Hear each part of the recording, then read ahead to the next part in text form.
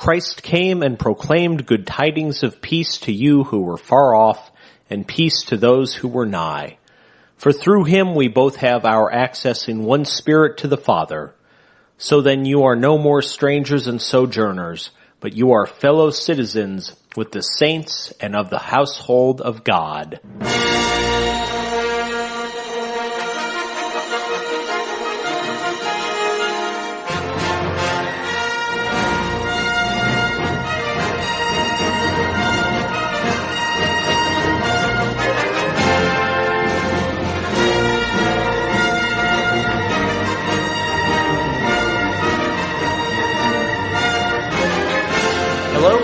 Libations and Lectionaries. I'm Reverend Jimmy Gaughan. You may notice that this episode is coming out a week later than it ordinarily would. That is because a week ago this time I was at the Wild Goose Festival in Hot Springs, North Carolina, enjoying being around all sorts of progressive Christians in the arts and music and preaching, you name it. And let me tell you, there was plenty of beer as well. It's a good time. If y'all have never been to Wild Goose, you should go. Did I say I'm the Reverend Jimmy Gaughan? If I didn't, I am the Reverend Jimmy Gaughan.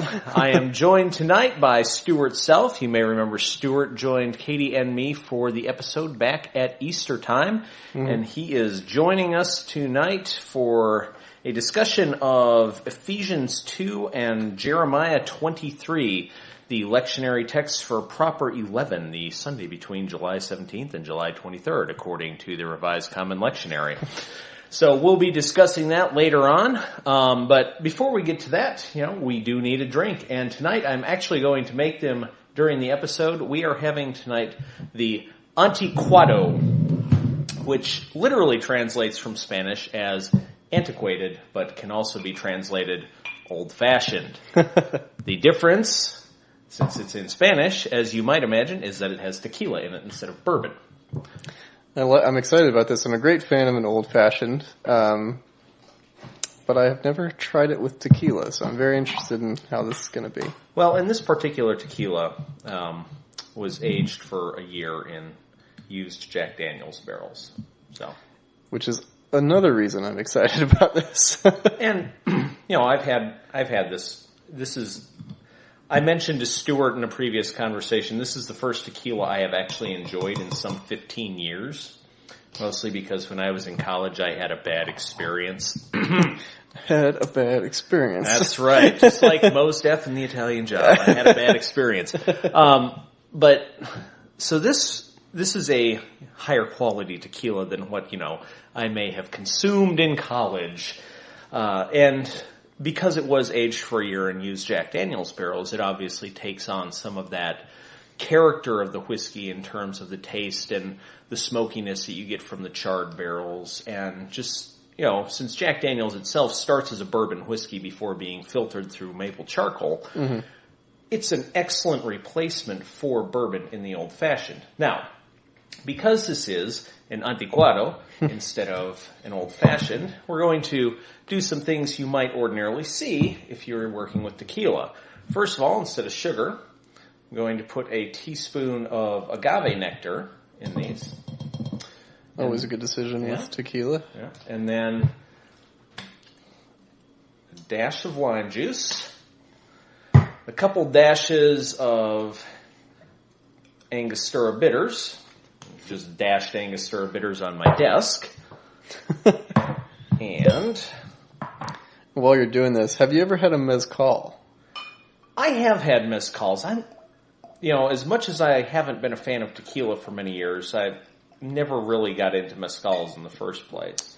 I can understand that. I tried my first mezcal probably 6 months ago or so, in the context of this bar that I think I mentioned last time I was on here, Gia in Greensboro. Yeah, that sounds familiar. They have a mezcal mule, which is a Moscow mule, but with the mezcal instead of vodka. Yeah, and there's mint in it as well, so it's got kind of a different character. But I thought it was very good, and I like you, am not a huge fan of tequila, but when I tried this, I felt like the smokiness was a good. I don't know if you're familiar with a company called Flaviar, but they they do like sample boxes of different sorts of liquor, and they have, they sell different kinds of liquor that you might not expect to see at, say, the ABC store, since, the state of North Carolina in all its wisdom gives us a crap selection of alcohol. Yeah, a buddy of mine just went back to South Carolina to help his parents move, and he picked me up a bottle of scotch that you can't get in North Carolina. Yeah. Well, I mean, you got to do what you got to do, right? Yep. Smuggle it. Well, it's not even technically smuggling. You can bring liquor into the state of North Carolina. I think can't buy it. You can't. If you're bringing it in, you're limited to 5 gallons. Well, I'm hardly at a liter, so I think I'm okay for now. Right. Now, there's no limit as to how many times you can bring in 5 gallons. However, you can't bring in more than 5 gallons at a time. So when Katie and I moved here from Kentucky, and I brought many bottles of bourbon, I most certainly brought more than 5 gallons. Now, I will also, when I go to military bases, when I go down to Camp Lejeune, when I go up to Norfolk, the Class 6 stores here have a much better selection than the ABC stores. Yeah. On top of that, I'm flying to Kansas City on Saturday. Mm. In Missouri, there are virtually no alcohol laws, thanks to Anheuser-Busch. Oh, okay. So I will probably be visiting my favorite liquor store, Gomer's, on 39th Street at Broadway in Westport. You're welcome. And bringing a few bottles back with me, including Katie's favorite gin, which you can only get in Missouri and Illinois. What is it? It's called Pinckney Bend. It's a craft distillery in Pinckney Bend, Missouri. Huh. It's the first gin she's ever really and truly enjoyed. And they don't sell it in North Carolina because you basically have to sacrifice a goat under a full moon in the middle of the night while chanting the name of Pat McCrory and all his Duke Energy cronies in order to sell liquor in the state of North Carolina. Thank God he's not our governor anymore. Amen to that. So, before we get into talking about the scripture, I wanted to talk about something you said on Facebook earlier today about whiny man babies. Yeah. Specifically, you had been talking about whiny man babies who were complaining about the redesign of the character She-Ra, and how the creator of She-Ra, J. Michael Straczynski, had addressed that and basically said, well, I like it. Yeah. And, if the creator likes it, I think you need to just shut up and sit down. I would, yes. And also, more than just I like it, he said that the complaints about the character design, which obviously, so for some context, I think it's a Netflix show that is coming out. The redesign, I think, is for Netflix. But regardless, it's geared towards kids, and it's called She-Ra and the Princesses of Power.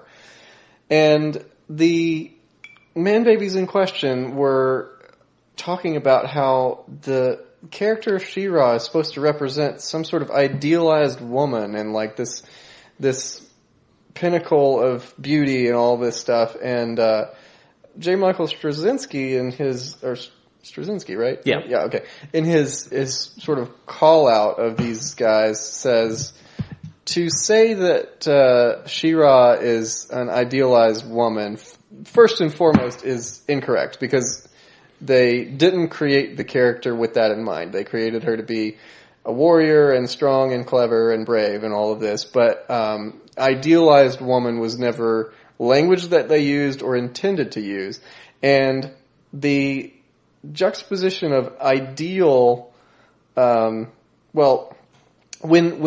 people referenced idealized in context of female characters, what they often actually mean is objectified. Right. And so his sort of addressing of that is saying, we need to take care to, when we are evaluating, I guess is the best way to put it. I don't have his words in front of me. Mm-hmm. When we're evaluating our understanding of these female characters, we need to understand that if idealized was actually part of the conversation, which, again, in this case, it isn't or shouldn't be, then we need to distinguish between ideal and objectified. Right.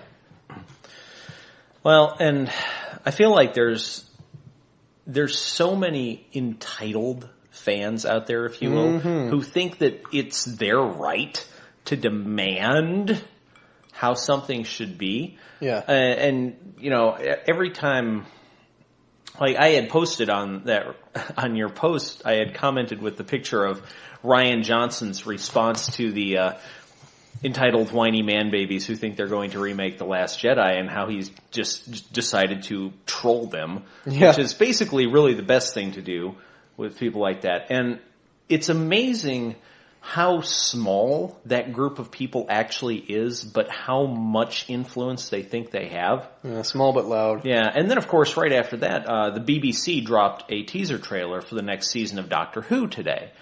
The first season that will have a female doctor after 55 years of male doctors, which I think is great. And Jodie Whittaker, the actress who's going to be playing the doctor, I think is a natural choice for it. She is quirky. She is loud. She looks like the doctor. She looks like she could be a female version of Tom Baker, the fourth Doctor. Okay. But, you know, I watched this teaser, and because I'm a fool, I then clicked on the comments section. Yes.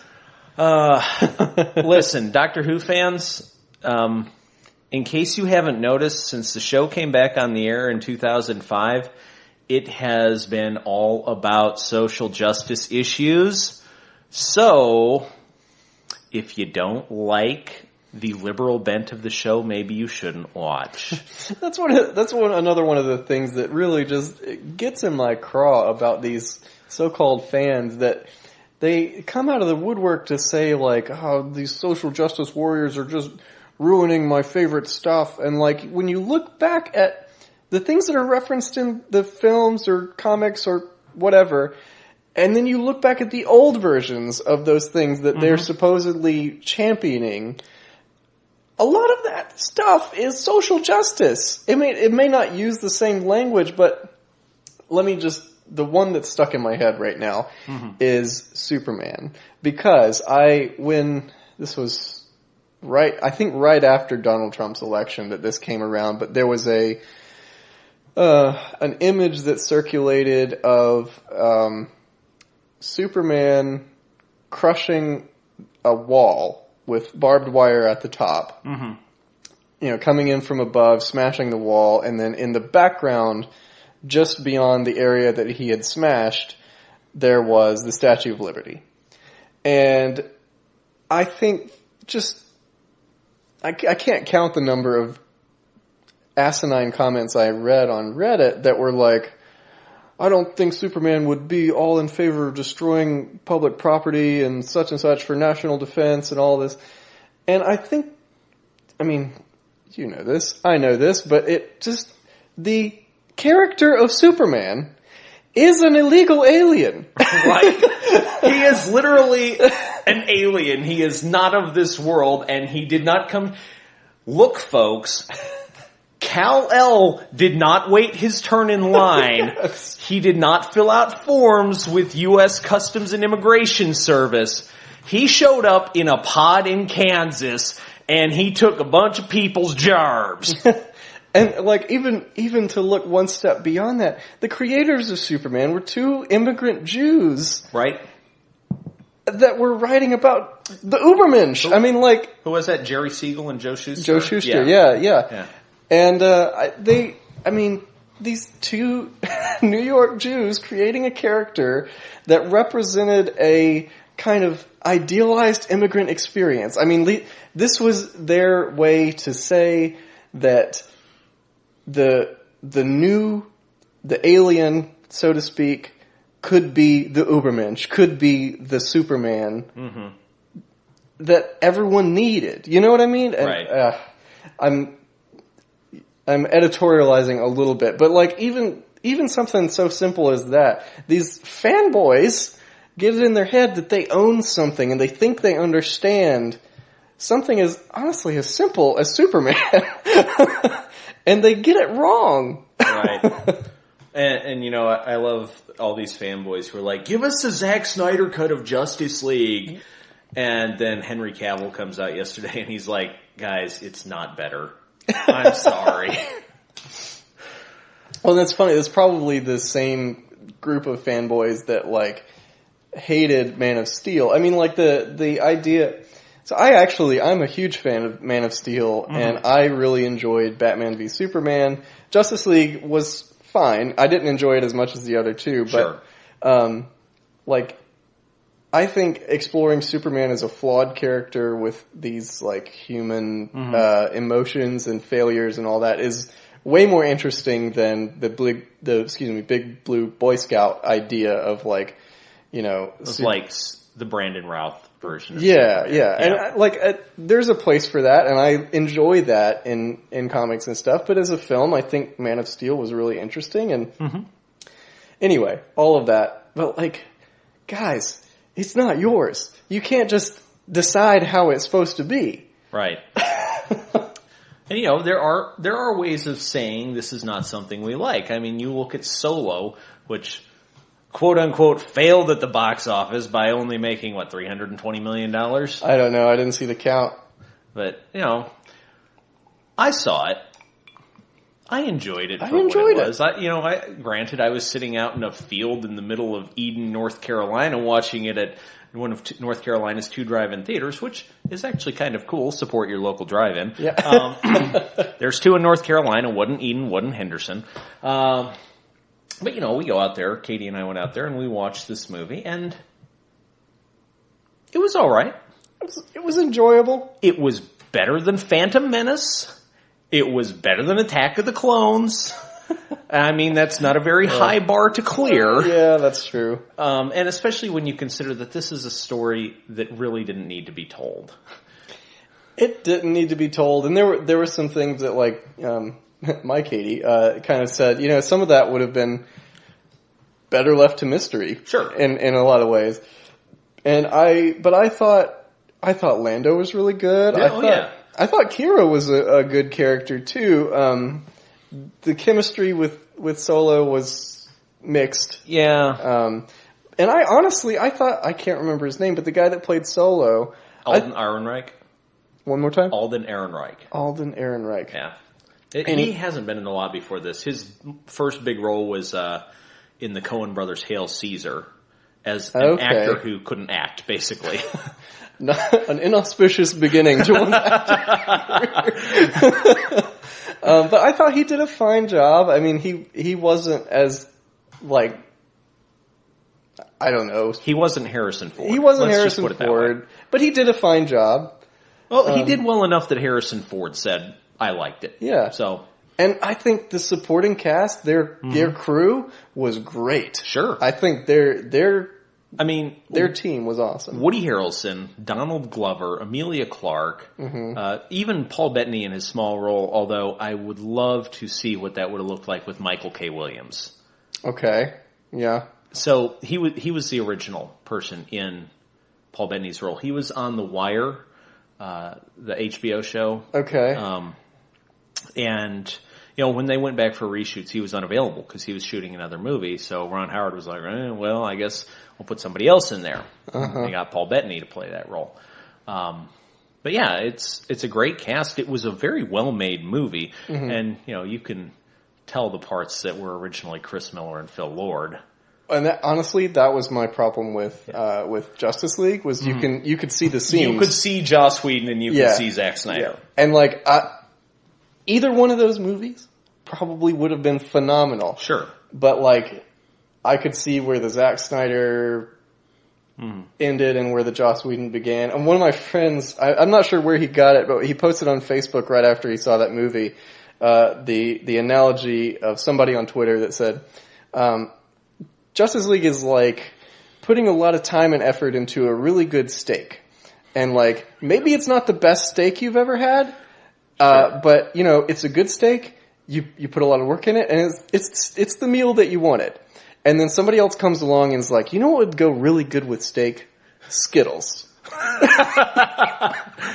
I mean, just the tone of that movie, it was like the Avengers in Sparta. Yeah. Yeah. And it could have been all Sparta or all Avengers, and it would have been phenomenal. The two of them together, it was fine. Yeah. and honestly, I think the two Avengers movies that Joss Whedon did are the only reason why he was asked to do finish up for the Justice League. Hey, you knew how to do superhero team-ups. And you know, it's completely understandable why Zack Snyder left that movie. But, absolutely, you know, honestly, I do think if it had been an all Joss Whedon movie, there would have been 100% fewer close-ups on Wonder Woman's ass. Well, Joss Whedon has his own sins in that regard. Sure. But perhaps. What it would have definitely been less of is... never mind. I don't want to dive back into that. But yeah, we'll leave that can of worms closed for tonight. Yeah. Especially now that we are 20 minutes in. Oh, God. And we haven't even read the script. We've talked about tequila and nerd stuff. Are you sure you don't want to have a tequila and nerd stuff podcast? I mean, don't get me wrong. I've thought about it. I'm like, gee, what would it take to get Stewart and Johnny to drink and discuss the MCU movies with me? Not a lot, as it turns out. I mean, there's 20 movies in the MCU at this point. Oh my God. I had never thought, I've never really thought about the whole, canon. Yeah. There's, with the release of Ant-Man and Wasp, there's 20 movies, to say nothing of Agents of S.H.I.E.L.D., Agent Carter, Daredevil, Jessica Jones, Luke Cage, Iron Fist, The Defenders, what's the one on Freeform? Cloak and Dagger? Yep. Yeah. Yep. Those are all MCU. Well, we never run out of content. That's for God, sure. No, we wouldn't. I mean, if we did an MCU movie every other week, like I do with Libations and Lectionaries, it would take us a full year, 9 months, and that would only be what's been released as of right now. So far, yeah. 9 months from now, Captain Marvel will have been released, and we will be a week from Avengers 4. Yep. When we get to see the unsnapping. Well, I tell you what.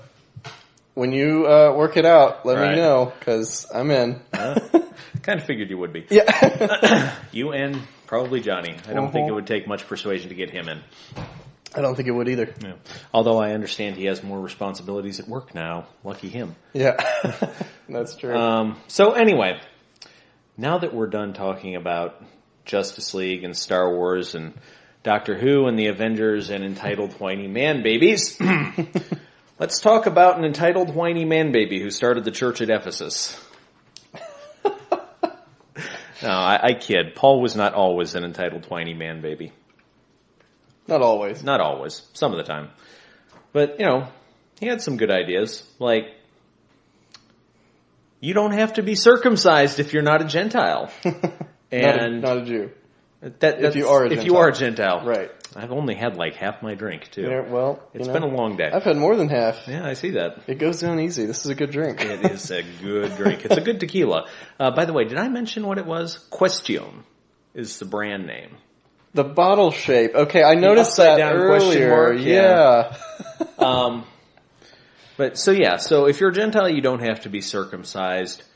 Christ has broken down the dividing wall. What? Mm-hmm. He has abolished the law with its commandments and ordinances that he might create in himself one new humanity in place of the two, thus making peace. Came and proclaimed peace to you who are far off and peace to those who are near. Then you are no longer strangers and aliens. I mean, this kind of speaks to a few things that have been going on lately. Yeah. Doesn't it? And so if you've got it handy there, also take a look at the Jeremiah passage, just maybe the first half of it. Sure. Woe to the shepherds who destroy and scatter the sheep of my pasture. Man, this sounds like a certain passage from Ezekiel that Samuel L. Jackson likes. It does sound a lot like that. Ezekiel 34, I guess? Well, it's the only part of that's actually in Ezekiel 34. Okay. The rest of it Quentin Tarantino made up because, that's how Tarantino rolls. Therefore, thus says the Lord, the God of Israel, concerning the shepherds who shepherd my people, it is you who have scattered my flock and have driven them away, and you have not attended to them. So I will attend to you for your evil doings, says the Lord. Whew.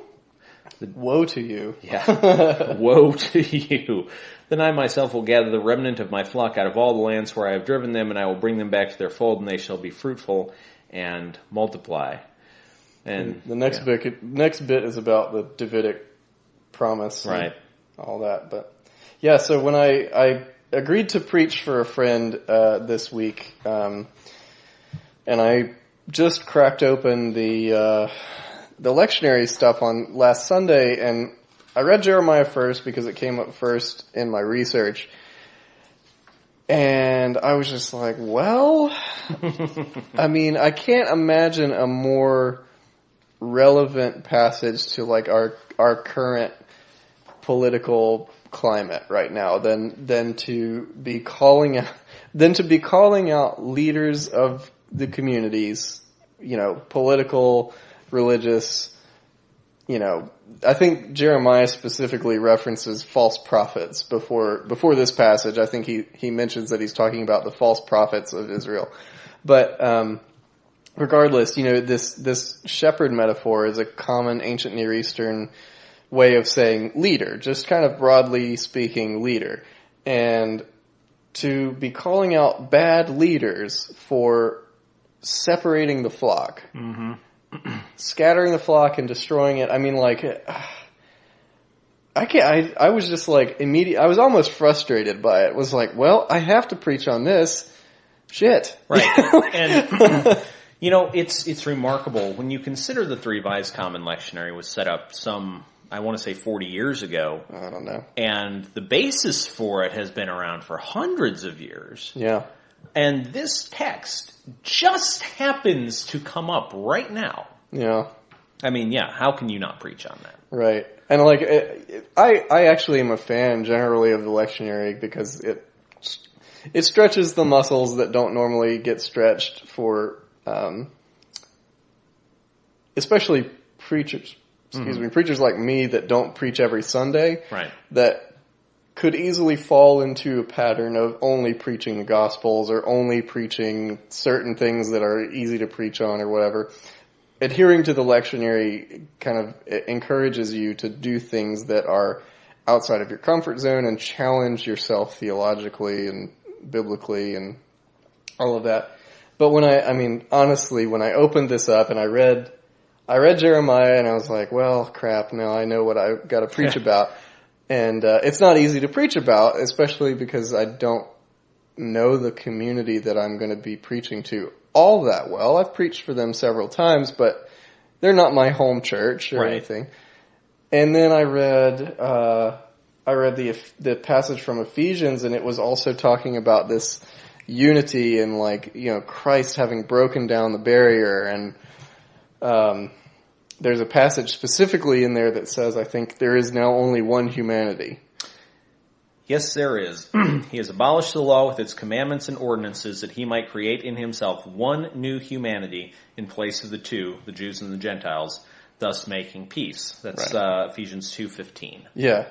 So, I mean, this idea of unity and there being only one human species is so compelling right now in particular because of how much noise has been made of family separation at the border in particular. Right. And then even our own just like political divide of left and right now. I mean, that's sort of a tired way of putting it, but we are a nation of two people right now. Yeah.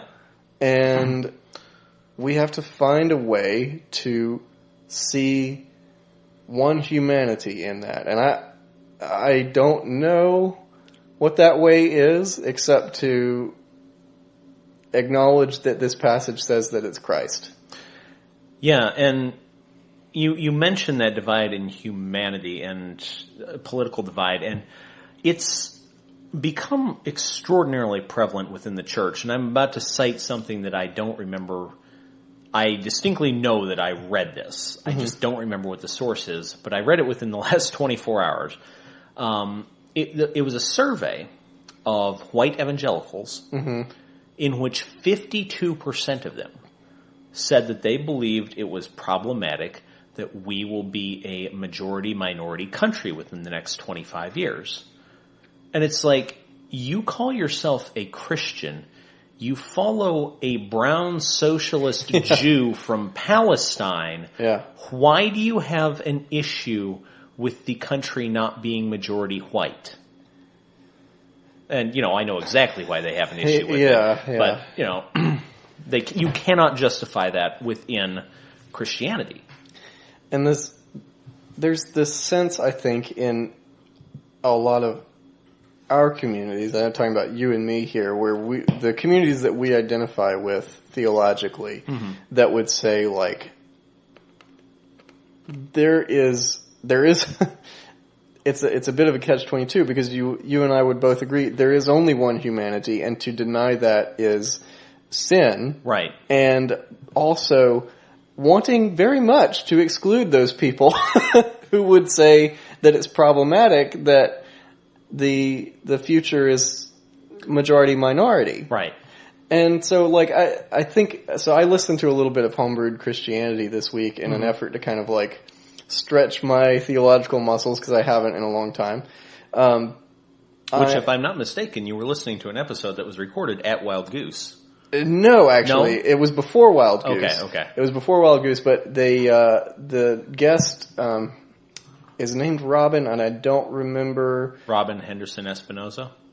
That sounds right. Okay. And Dr. Fuller? Is he a doctor? Trip Fuller is, yes. Okay. Trip has his doctorate from,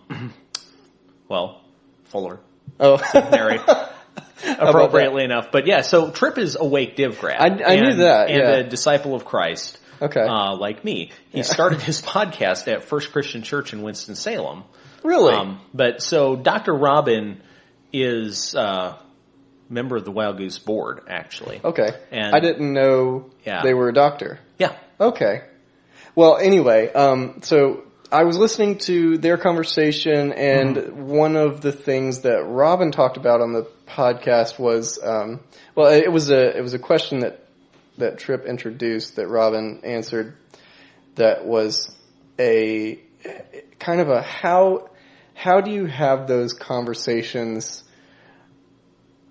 that are kind of reconciling in nature? You know, when you and I are speaking from a position of wanting to move somebody forward in their faith toward a more open position, I'm trying to avoid buzzwords, but what I mean is progressive. When we're trying to move somebody toward a kind of more progressive Christianity that's more affirming and more understanding of difference, how do we have those conversations with people that are so, let's say, fearful of that change? Right. And I think Robin's answer was mostly along the lines of just never stop having the conversation. You know, like you don't have to agree. You just have to always see the humanity in the other person, and you have to never give up. Right. And Robin referred to it consistently as a person in transition. And I think that's an appropriate way to look at it, although I think in praxis my emotions often get the better of me in those type of conversations where I don't see the transition, I just see the digging of the heels, which brings me toward a place of defensiveness and heel digging also. Sure. Yeah. Well, and, you know, Dr. Robin, as a genderqueer transgender person, right, probably can speak to transition with a lot more authority than cisgender heterosexual white men like you and me. And that's fair. Yeah, that's very fair. But it's interesting to mention that aspect of engaging the humanity of another person, because I just watched earlier this week the Netflix comedy special Nanette by Hannah Gadsby. Okay, I think I've seen an ad for it, but I haven't watched it. So she's an Australian stand-up comic who has decided to retire from stand-up comedy. Okay. Because she has gotten to the point where she just can't stop telling stories at the punchline. She needs to tell the entire story. But, you know, she grew up in a very conservative part of Australia as a gay woman, and she said that was one of the most difficult things she's ever done. But the one thing she said that stuck with me more than anything else was she said, we are more focused on being right than engaging the humanity in another person. And while we can easily look at the people we disagree with and say that that's true of them, and don't get me wrong, it is. It's also true of us. It's equally true of us, yeah. And the one of the things that kind of always that I always fall back on in a very self-righteous way is like, if I'm going to be wrong, I want to be wrong in the most life-affirming way possible. Sure. And so for me, to see somebody who seems so hateful of another person, I will definitely have a hard time seeing the humanity in that person. But in my head, I'm thinking, I am being somewhat hateful to this person because they're being somewhat hateful to so many more.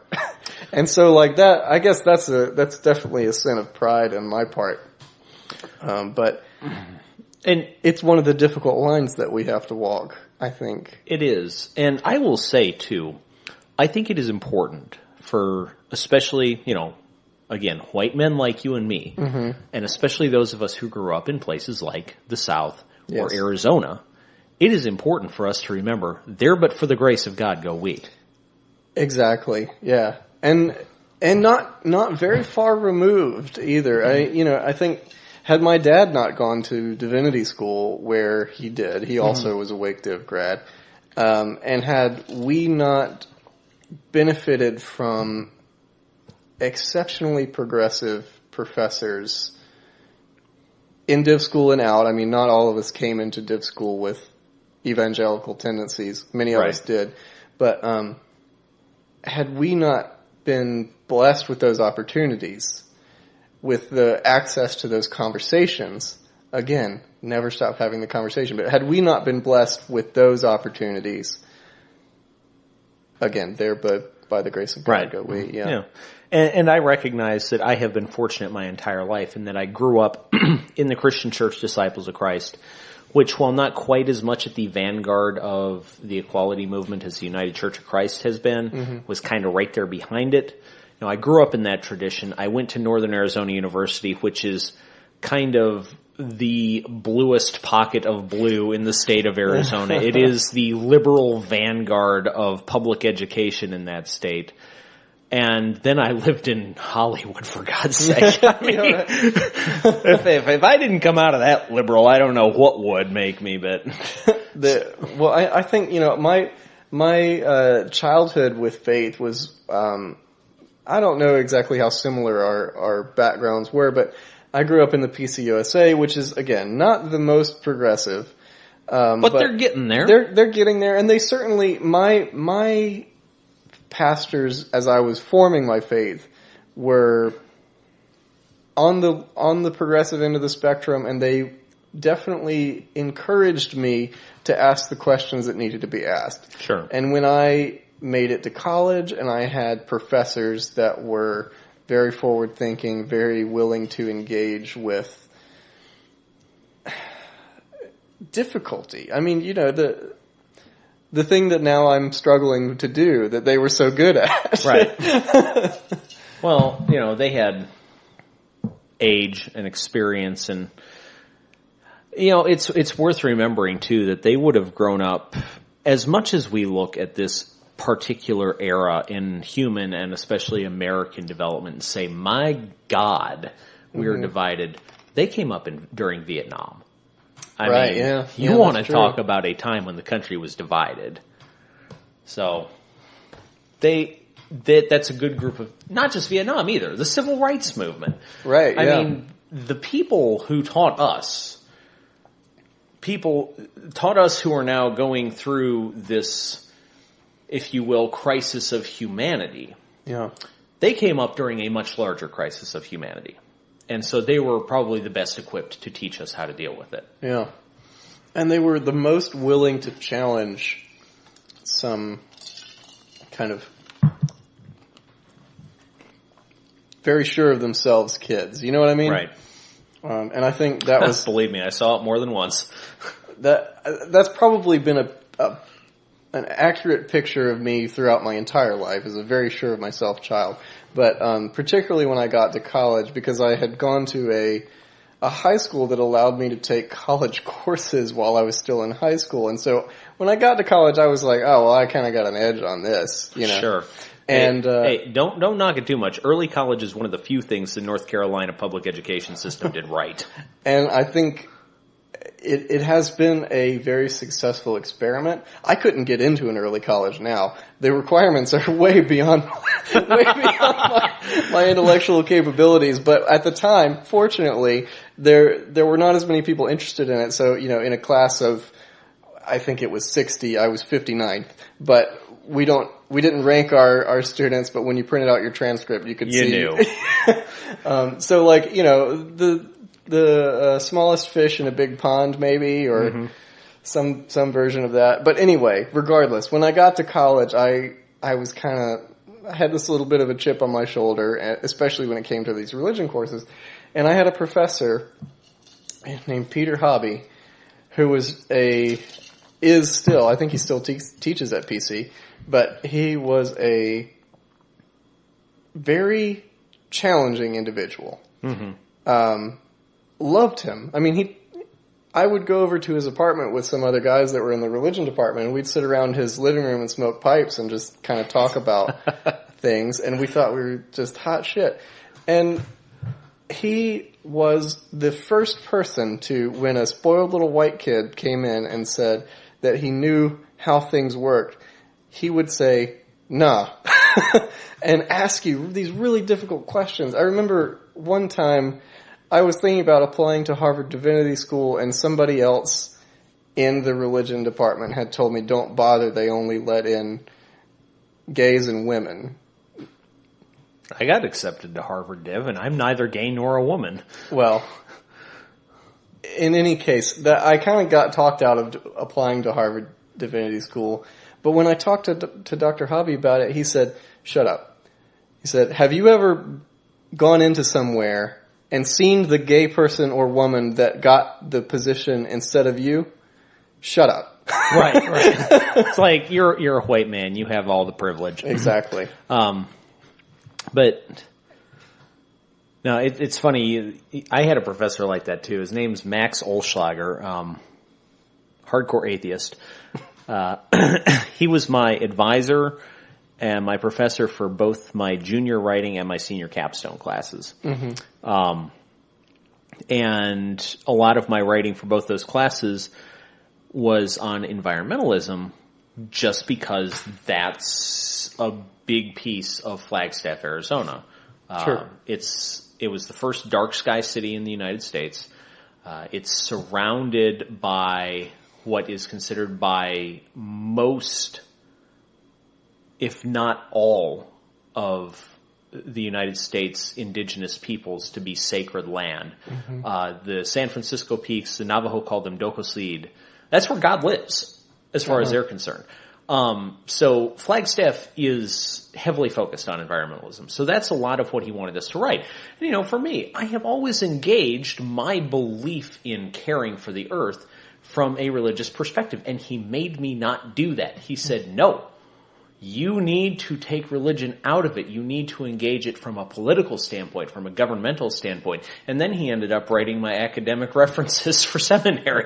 Love it. You know, Yeah. So, you know, we, having those people to help us recognize that we are not hot shit, that is one of the most important parts of helping us recognize the humanity in the people we think are not hot shit. Exactly. Yeah.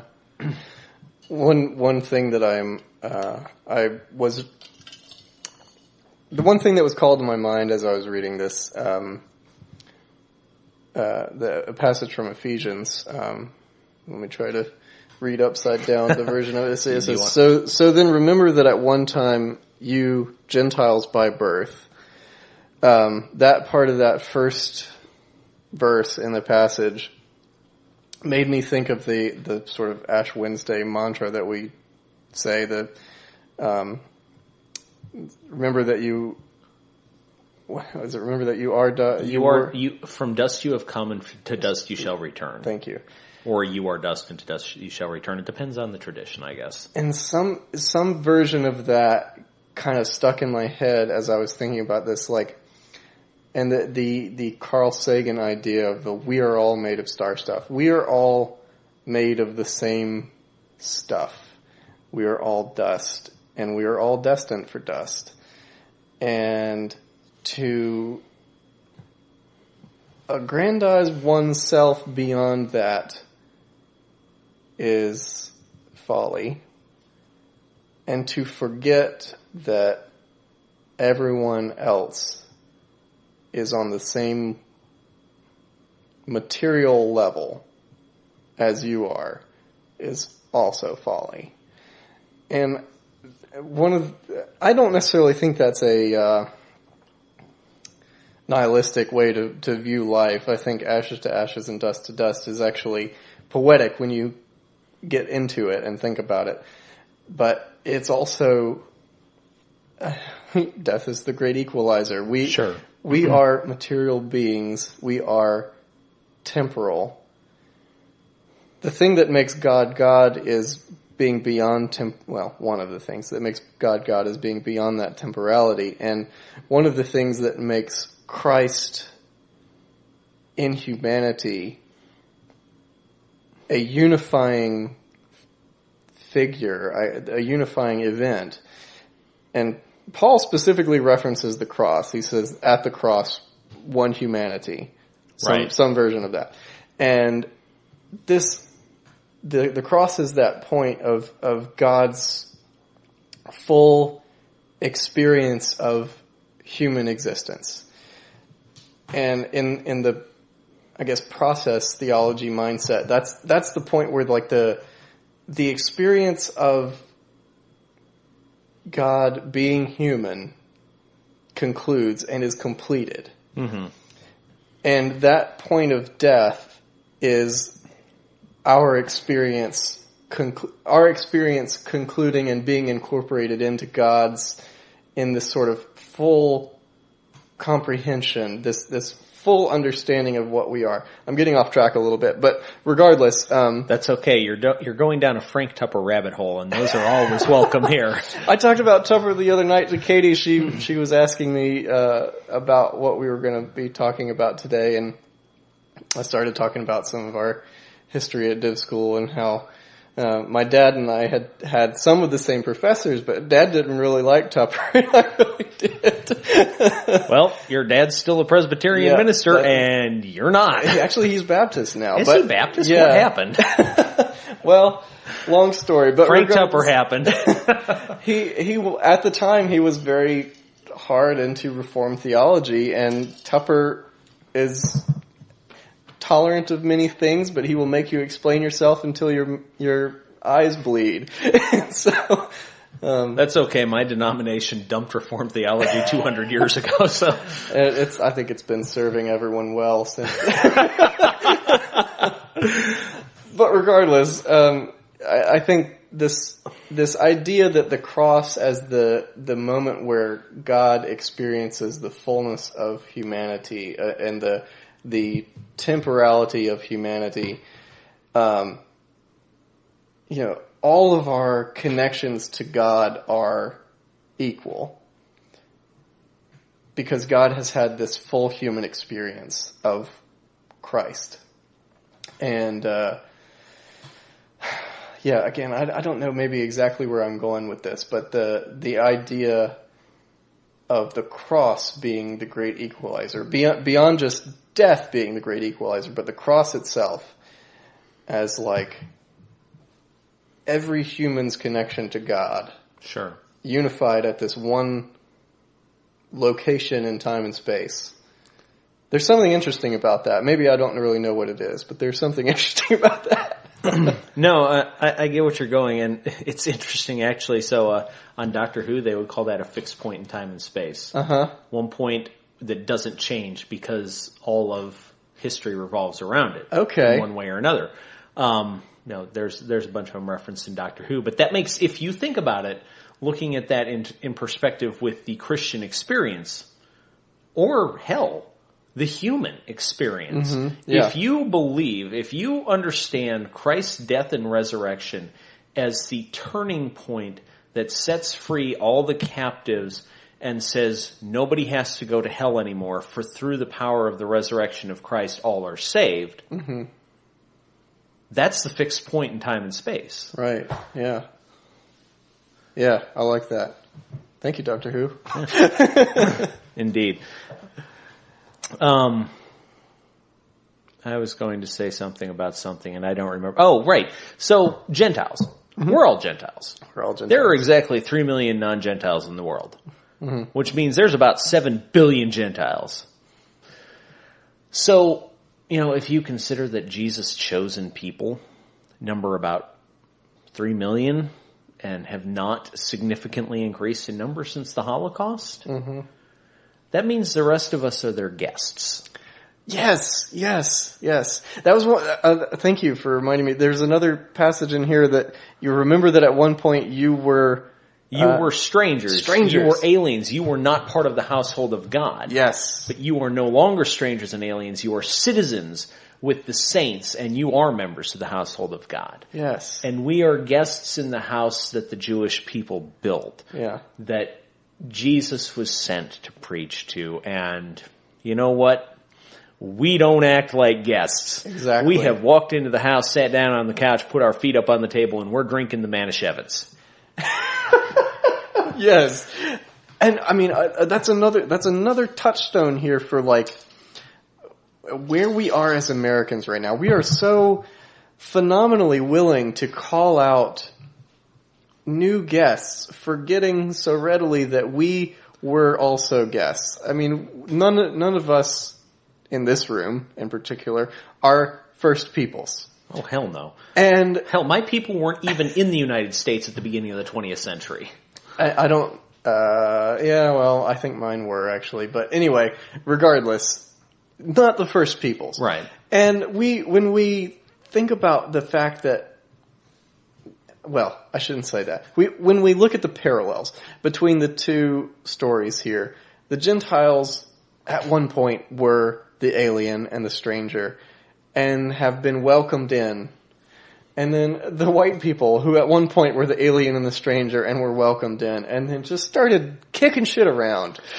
Well, think about it. The Gentiles did the same thing. Same thing. You think about, what was it, Masada in AD 70? The Gentiles showed up and they wrecked some shit. Yeah. And it's funny, if you go back to the book of Leviticus, which some people love to talk about Leviticus, let's talk about a passage in Leviticus that says, care for the widow, the orphan, and the alien, for at one time you too were a stranger in a strange land. Yes. Oh.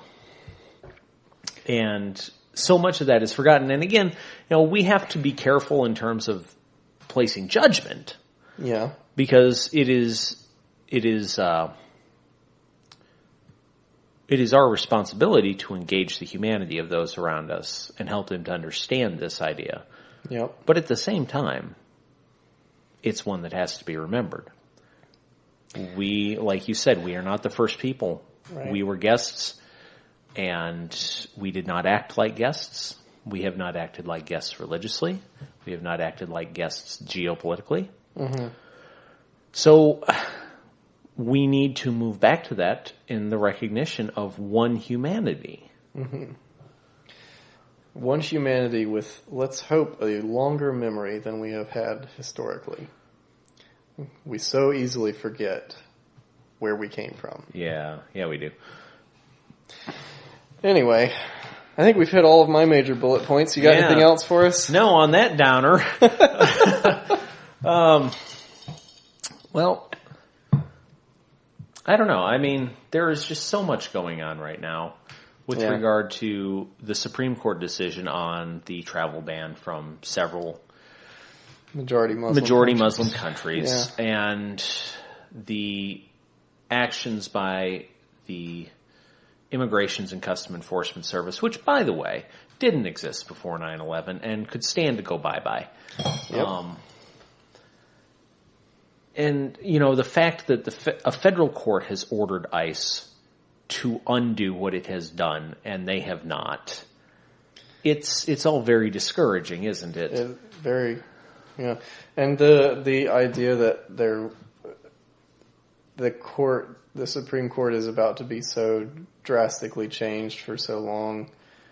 I mean, And here's the horrifying thing about that. Of all those judges on that list, Brett Kavanaugh was probably the least offensive of them. Yep. I've heard that. I didn't do much research beyond listening to NPR about it. But. He was a clerk for Anthony Kennedy, and he has not really had a hand in any completely horrific decisions. Yet. The judge from Texas, she crazy. Yeah. Probably my most consistent prayer right now is that Ruth Bader Ginsburg is immortal. Well, when 800 years you have trained Jedi look that good, you will not. It's funny, but it's not. I know. Well, if you can't laugh at it, you're going to cry, and then true. Things will get worse. Unfortunately, there's been several times in the past couple of weeks where I've just had to turn off the radio, listen to a podcast or something, just to not hear any more news. It's just become horrifying every time I turn it on. Well, I tell you what. So my default when I'm driving my government car is just listen to NPR. Yeah. I don't do that in my car. I listen to what I want in my car. But I feel like I have a responsibility when I'm driving around in a federal government-owned vehicle to, I don't know, not listen to Ice Cube or whoever. And so I listen to NPR. Yeah. But I had an hour and a half drive out to Greenville yesterday to swap out my 2014 Chevy Cruze for a brand new Hyundai Sonata, which drives most lovely. Yeah. And I was about 15 minutes out of Durham, and I was like, yep, I'm not listening to NPR today. I can't take it.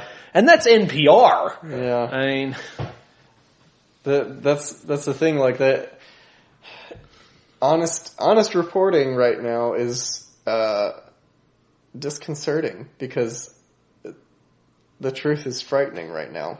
Yeah. And I'm not even one of the people that's going to be most affected by it. And that's even more, I think. And that's the crazy thing. I think about for me, if God forbid things get worse, I am a cisgender heterosexual white male who serves in the United States military. I'm going to be fine. Yeah. So it's up to people like me to make sure it doesn't get worse, right? Exactly. Yeah. And yeah, you're right. But I'm so,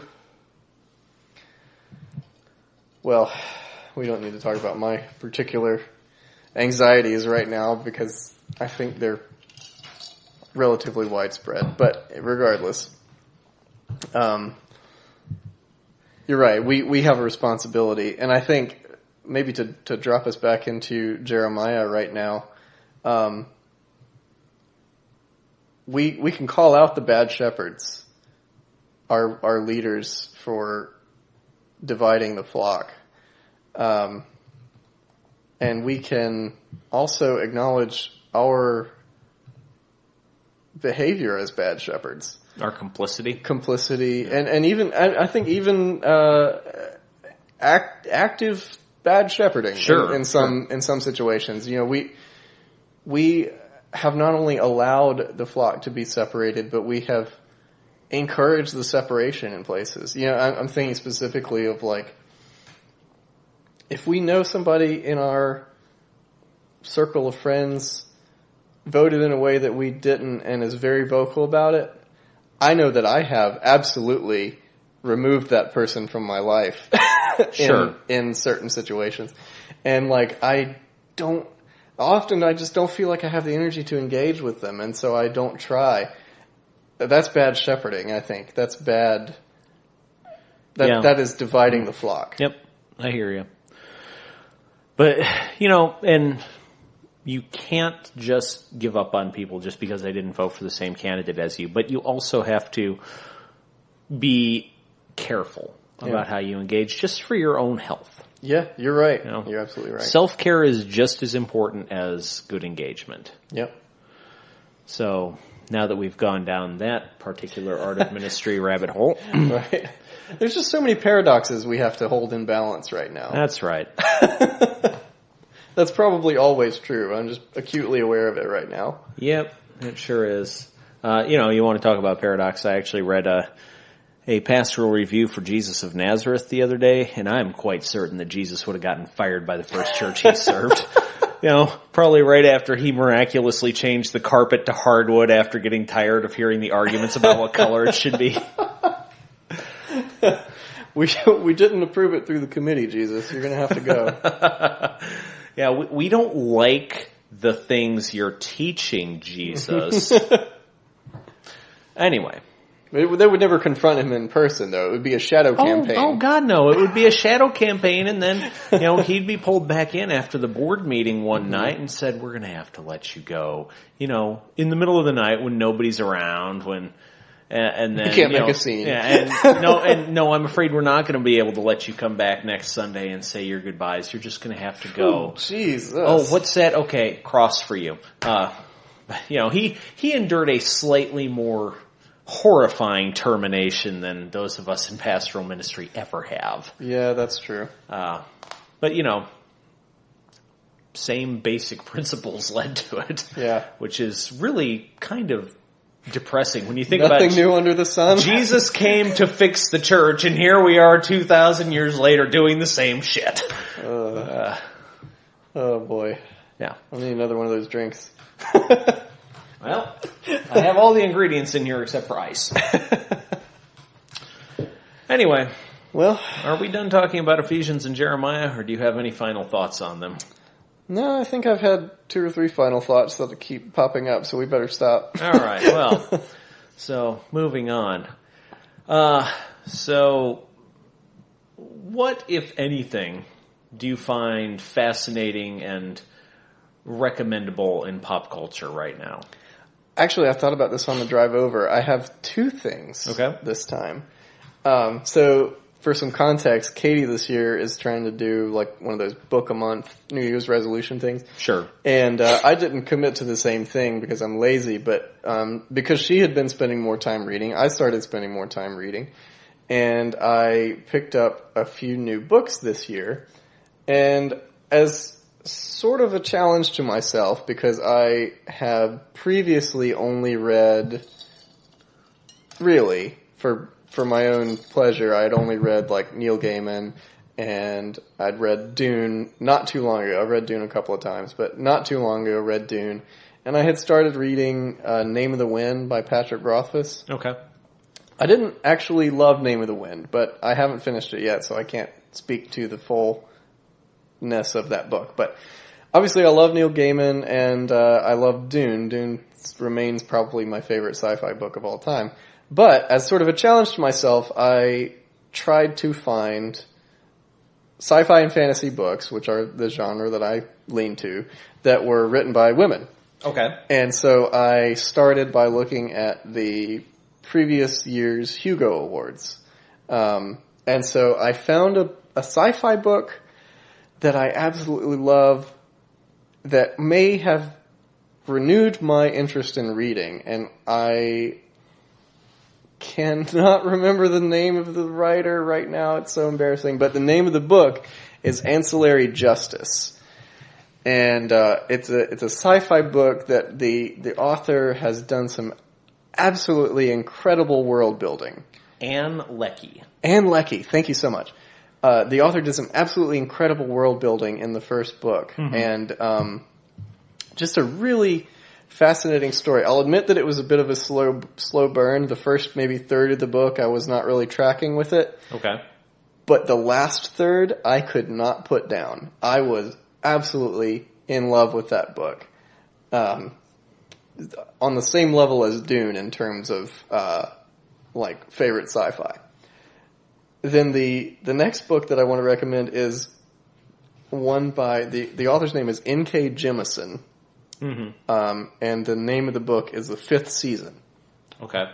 It's a sci-fi book in its sort of background, but it plays out in sort of a fantasy way. I think the main characters have a fantasy way of understanding their surroundings, but it takes place in kind of a post-apocalyptic world. So there's some sci-fi elements in that also. But another one that, like, when I got to the last third, I could not put it down. And, like, I think the the writing is absolutely incredible. The world building is absolutely incredible. And the way that the story is told is so unique. And I've been trying to work a little bit on my own creative writing for some personal projects and stuff like that I have been working on for a little while in varying degrees of effort. But I think reading those two authors in particular definitely gave me a sense of writing that I haven't gotten in a long time. I wholeheartedly recommend those two. So it was Ancillary Justice by Ann Leckie and Fifth Season by N.K. Jemisin. Very good books. All right. That sounds good. I actually picked up a couple books myself last week before heading up to Wild Goose that I wanted to read. One was, it's won all the awards, including the Pulitzer Prize, and that's The Underground Railroad by Colson Whitehead. Okay. Which is a fascinating study of what it looked like to be a slave and to escape slavery during the antebellum period, using the Underground Railroad. Because everything that takes place on the surface of the earth could come from any number of other Civil War novels or movies. Could come from 12 Years a Slave. Hell, could come from Django Unchained. I mean, it's stuff that you are used to seeing. But then when you go below ground, the Underground Railroad is actually a functioning railroad underground, and it's like, this is crazy. Yeah. But while that's the hook that engages you, that's not really the meat of the story, because you get engaged in that and then you realize how cleverly Colson Whitehead is weaving modern day parallels into this tale. And it's just a fascinating read, and I think there's a reason Barack Obama said this is a must-read book. It's a great book, and you can get it for cheap because it's in paperback now. Yeah. You can get it at the library too. And I burned through that book in like 24 hours. That's awesome. And then the other book I picked up, which I burned through in about 24 hours, if it has won any awards, they were probably presented by like Schlitz Malt Liquor. Because the other book I picked up is The Liberal Redneck Manifesto by Trey Crowder and a couple of his buddies. And it's actually a remarkably good read, too. Really? Because it's all about the engagement of people from the South with liberal politics. And basically, its entire thesis is that poor white people in the South, the people commonly associated with the trope of redneck, are being just as screwed by conservative politics as almost any minority group. Right. And they just refuse to recognize it because there's like two things that those groups say that they agree with. Yeah. And it's basically, it's 300 pages of three liberal guys from Tennessee, all of whom are very well educated, by the way. When they speak on YouTube, they might not sound it, but they know their stuff. And, Trey Crowder at one point, he refers to Brene Brown, and then later on, he refers to Michelle Alexander's New Jim Crow, and it's like, well, this is not your typical redneck. Right. Yeah. And that's kind of his point. He's like, rednecks come in all shapes and sizes. And number one, y'all rednecks need to stop letting the man screw you over. And number two, y'all progressives need to stop looking down on rednecks, because guess what? That's part of why they don't vote for you. Right. Yeah. And the interesting thing is this book was written before the 2016 election, but the most recent printing, they went back and put in a new foreword and said, I hate to say it. I told you so. But part of why y'all lost. Yeah. And, there are many reasons why Hillary Clinton did not win the 2016 election, but I do think that a failure to engage with people was one of them. And that book, it does a pretty deep dive into some stuff you would not expect from a book called The Liberal Redneck Manifesto. Yeah. So I recommend both of those books. And I am also, like I mentioned earlier, I'm really looking forward to the new season of Doctor Who, which I think comes out at the end of August while Katie and I are in Costa Rica. So I won't get to see it till I get back. But that's okay. So, Stewart, thank you for joining me this week. Glad to be here. Especially since you did it on pretty short notice, too. Thank you for helping me talk out my sermon a little bit. No problem. Enjoy preaching on Sunday. Enjoy the drive down there, because that's going to be a long drive. It's not too bad. Yeah, I guess not. My guest in 2 weeks will be the Reverend Tiffany Curtis. She's the pastor of First Christian Church Disciples of Christ in Santa Fe, New Mexico. Until then, have a drink and read your Bible.